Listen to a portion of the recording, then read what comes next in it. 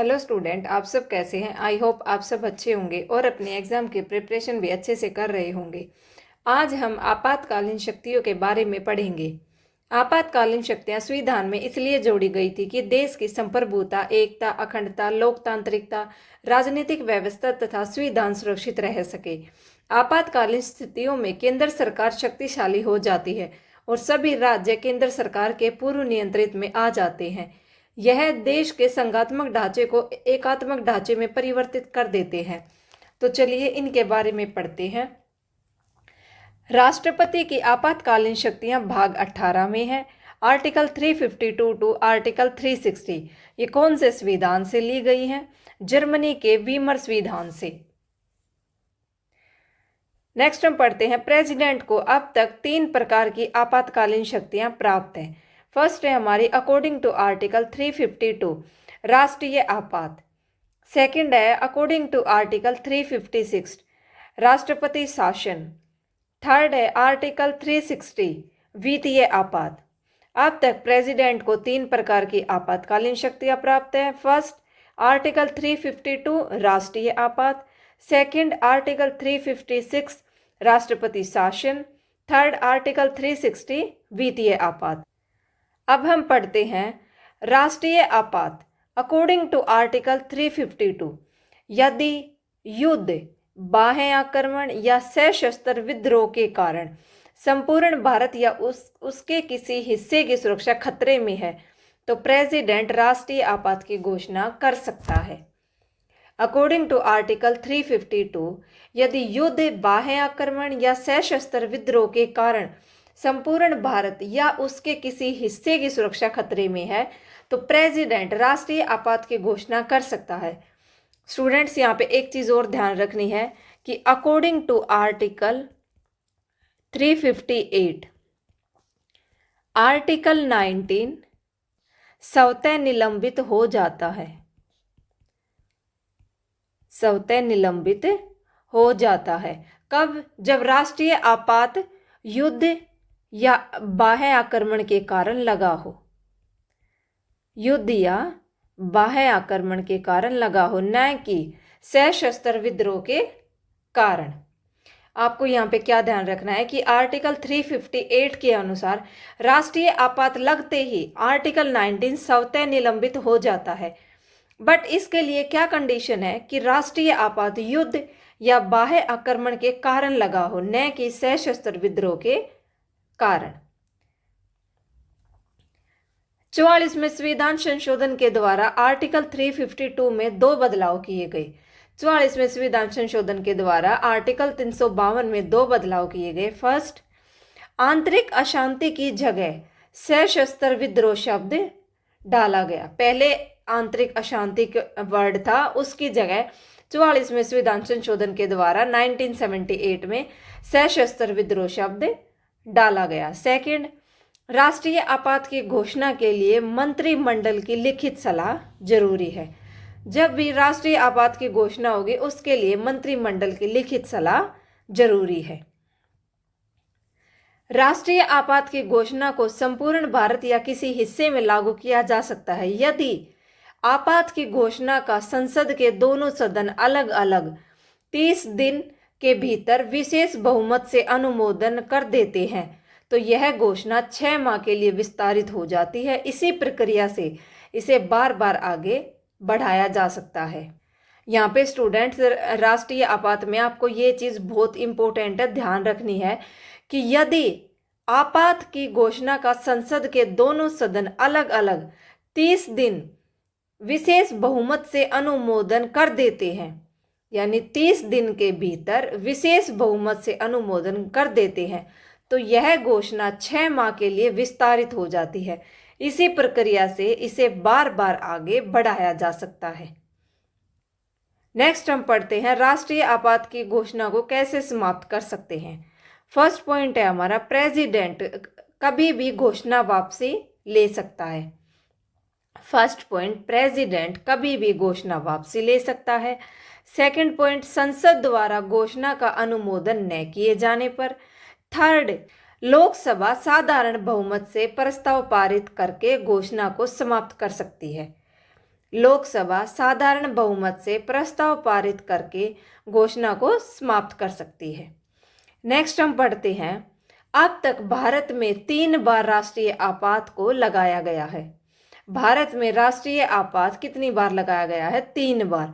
First 1962 India China युद्ध, second 1971 India Pakistan युद्ध, बांग्लादेश जब बना, थर्ड 1975 आंतरिक अशांति। अब आंतरिक अशांति की जगह 44वें संविधान संशोधन के द्वारा 1978 में कौन सा शब्द डाला गया है? सशस्त्र विद्रोह। सशस्त्र विद्रोह। 1975 आंतरिक अशांति। अब 44वें संविधान संशोधन के द्वारा 1978 में कौन सा शब्द जोड़ा गया? सशस्त्र विद्रोह। नेक्स्ट हम पढ़ते हैं, अकॉर्डिंग टू आर्टिकल 356 राष्ट्रपति शासन।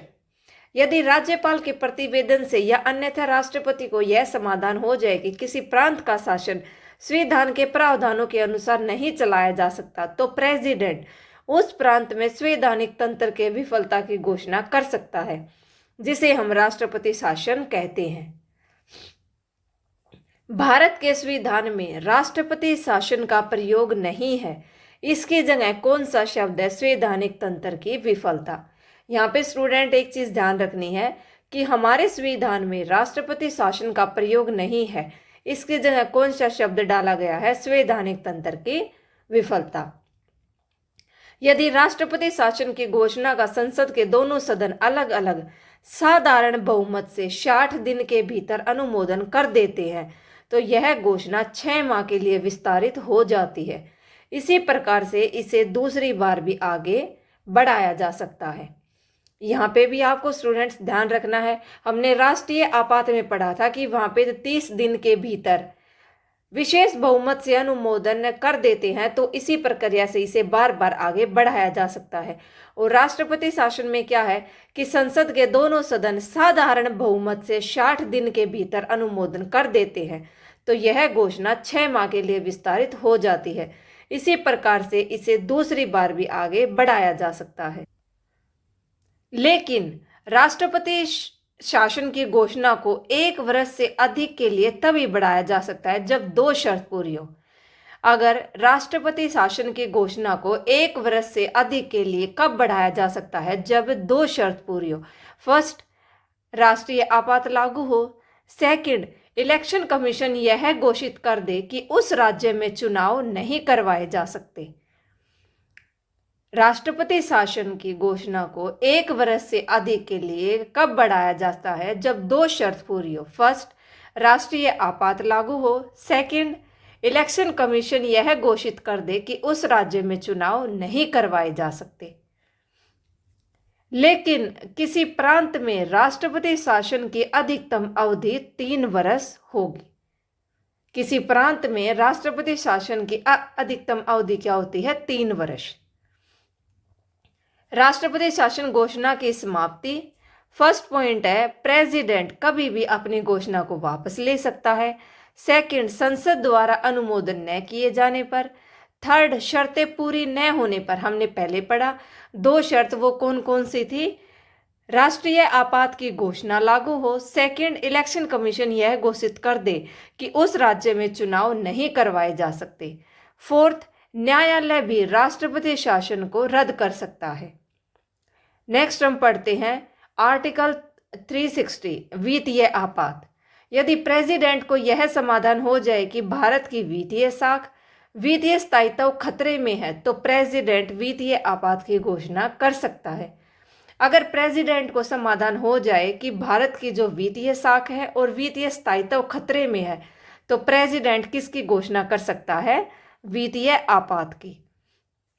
वित्तीय आपात की घोषणा का दोनों सदन अलग अलग साधारण बहुमत से 60 दिन के अंदर अनुमोदन कर देते हैं, तो घोषणा तब तक लागू रहती है जब तक प्रेसिडेंट इसे स्वयं समाप्त न कर दे।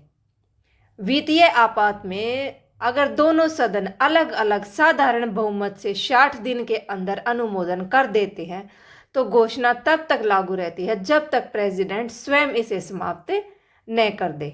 ओके स्टूडेंट्स, तो हमने इनका क्या कंक्लूजन निकाला, जो जो इसमें मेन चीज़ है वो मैं आपको एक बार फिर से रिवाइज करवा देती हूँ। ठीक है, हमने यहाँ पे 3 चीज़ पढ़ी, आर्टिकल 352, आर्टिकल 356, आर्टिकल 360। फर्स्ट हमने क्या पढ़ा, आर्टिकल 352 राष्ट्रीय आपात।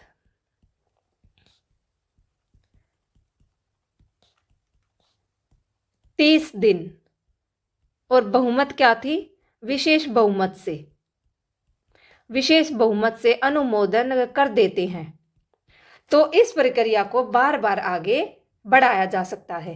सेकंड हमने क्या पढ़ा, आर्टिकल 356 राष्ट्रपति शासन।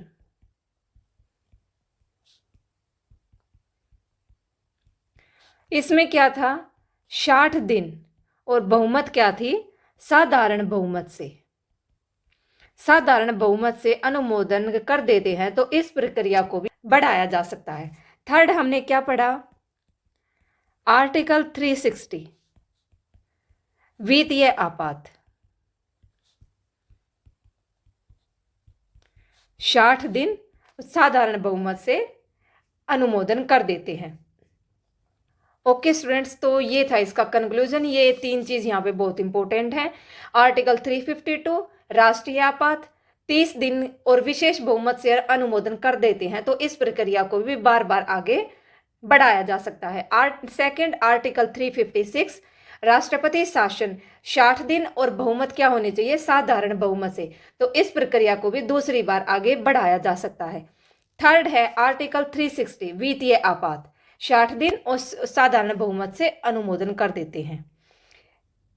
आपको एक चीज और ध्यान रखनी है कि आर्टिकल 356 इसे 1 वर्ष बढ़ाया जा सकता है, फिर भी अगर इसे आगे बढ़ाना है तो इसके लिए 2 शर्त पूरी होनी चाहिए। हमने क्या पढ़ा, आर्टिकल 356 इसे 1 वर्ष बढ़ाया जा सकता है, फिर भी अगर इसे आगे बढ़ाना है तो इसके लिए 2 शर्त पूरी होनी चाहिए, पूरी होनी चाहिए। और वो 2 शर्त मैंने आपको क्या बताई थी, फर्स्ट, एक तो राष्ट्रीय आपात लागू हो, सेकंड, इलेक्शन कमीशन यह घोषित कर दे कि उस राज्य में चुनाव नहीं करवाए जा सकते। ठीक है, ये हमने 2 शर्त पढ़ी थी।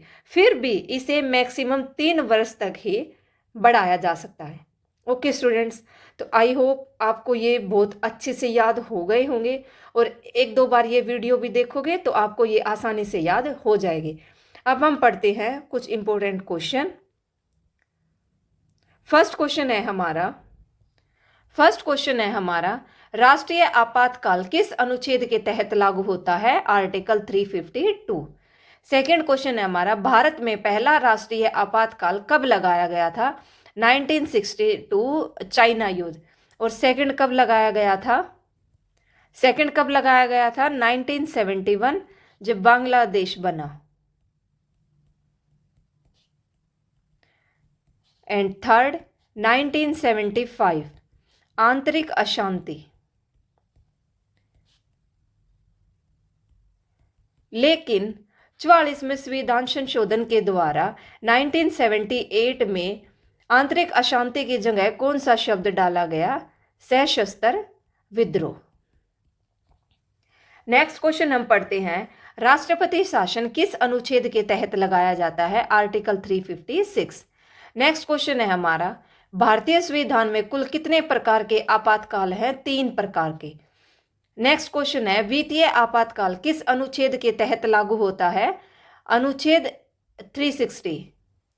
नेक्स्ट क्वेश्चन है हमारा, राष्ट्रीय आपातकाल घोषित करने का अधिकार किसके पास है, भारत के राष्ट्रपति।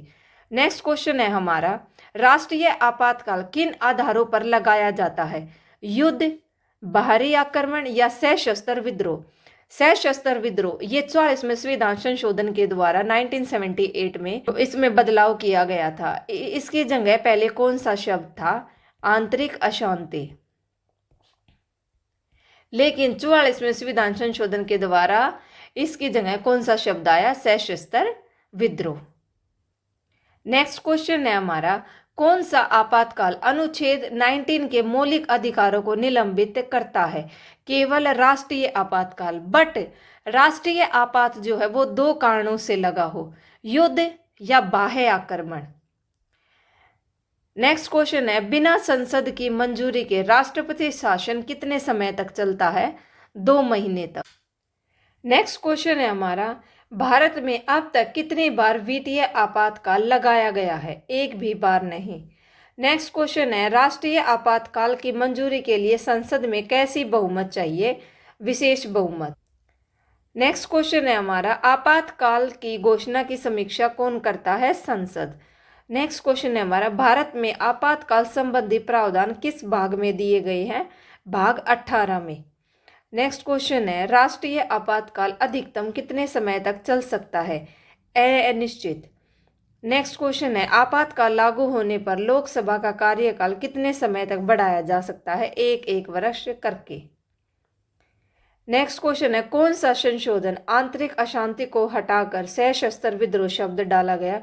44वें संविधान संशोधन के द्वारा 1978 में आंतरिक अशांति की जगह सशस्त्र विद्रोह शब्द डाला गया। नेक्स्ट क्वेश्चन है, 1975 में लगाया गया आपातकाल किस आधार पर था? आंतरिक अशांति। नेक्स्ट क्वेश्चन है, राष्ट्रपति शासन की अधिकतम अवधि क्या है? 3 वर्ष। ओके स्टूडेंट्स, आई होप ये वीडियो आपको अच्छी लगे। तो अगर आपको वीडियो अच्छी लगे तो लाइक करना, शेयर करना, सब्सक्राइब करना। मिलते हैं नेक्स्ट वीडियो में एक नए टॉपिक के साथ। Okay students, thank you.